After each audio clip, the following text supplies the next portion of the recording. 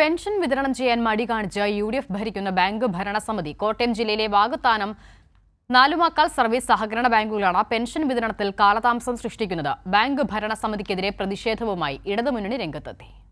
പുതുപ്പള്ളി മണ്ഡലത്തിലെ വാകത്താനം സർവീസ് സഹകരണ ബാങ്കും നാലുമാക്കൽ സർവീസ് സഹകരണ ബാങ്കുമാണ് പെൻഷൻ വിതരണം വൈകിപ്പിച്ചത്.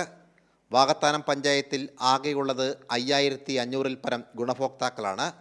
ഇവർക്ക് പെൻഷൻ വിതരണം ചെയ്യുന്ന പ്രധാന ബാങ്കുകളാണ് വിതരണത്തിൽ കാലതാമസം സൃഷ്ടിച്ചത്. ഇത് ബോധപൂർവം ഈ പെൻഷൻ വിതരണം നടത്താതിരിക്കുമ്പോൾ ആളുകളിൽ ഉണ്ടാകുന്ന എതിർപ്പാണ് UDF ലക്ഷ്യം വെക്കുന്നത്. കഴിഞ്ഞ തെരഞ്ഞെടുപ്പിൽ ഇതേ സമീപനം ഇവർ സ്വീകരിച്ചു. ഈ പെൻഷൻ സാധാരണ മനുഷ്യൻ വിഷുവിന് സാമ്പത്തികം പ്രതീക്ഷിച്ചാണ് ഇരിക്കുന്നത്.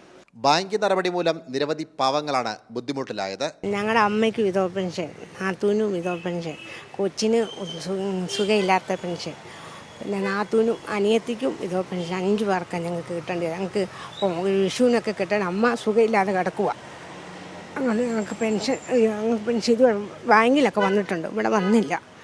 വിഷുവിന് മുമ്പ് വിതരണം ചെയ്യേണ്ട തുകയാണ് ബോധപൂർവം വൈകിപ്പിച്ചത്.